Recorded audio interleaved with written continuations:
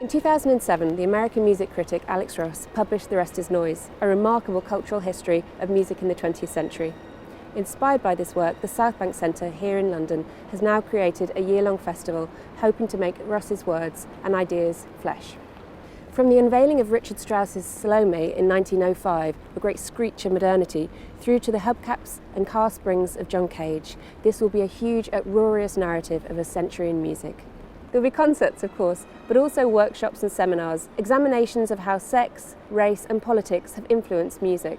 We'll see the effect of the Holocaust, the CIA and downtown New York. We'll travel from Vienna to Paris to Hollywood and behind the Iron Curtain for this extremely special and extremely noisy celebration.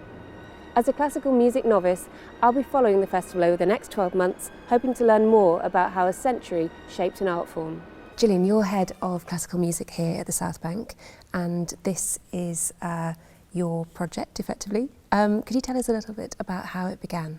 Well, in fact, Jude Kelly, who's the artistic director of Southbank Centre, read Alex Ross's book, and she was really struck by the fact that it was talking to people who are not necessarily experts. So much writing about classical music tends to be quite specialised. So the idea was born to build a chronological festival, which not only is a festival of music of the 20th century, particularly classical music, but also really puts that against the historic background which shaped the way all the arts have evolved and developed. LPO has been asked by Southbank Centre to become part of this groundbreaking project. A large part of this music is orchestral music. So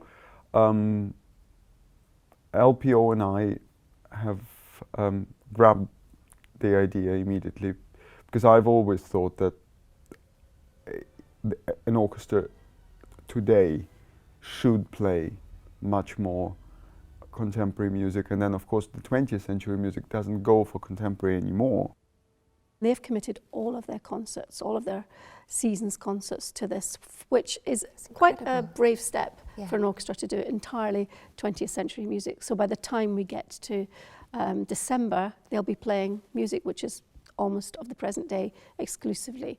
I think we're going to tackle the links between pop and classical music in this festival, because you can't ignore the story of pop music, but the central story is going to be that of classical music and how other aspects of the arts and music feed off and feed into that. So we'll look at figures like Frank Zappa, for example, who really did straddle the two worlds. Luciano Berio, Stockhausen, who ended up on the front cover of Sgt. Pepper.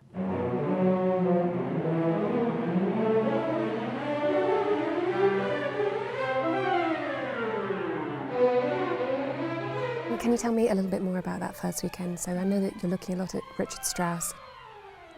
Strauss is so clever at mixing the old and new, the shocking, completely unexpected, and the very well known, that this piece became a monument to this kind of salon modernism. Well, Salome was it's regarded as a really historic event in music history. The first performance of that piece in Graz in Austria was where allegedly Mahler was in the audience. There's even Alex Ross in his book speculates that there could have been a teenage Adolf Hitler in the audience. Grieg came, people came from all around Europe to hear this opera, which was quite shocking. It was a staging, a setting to music of Oscar Wilde's play Salome. It's very gory, it's very sexual.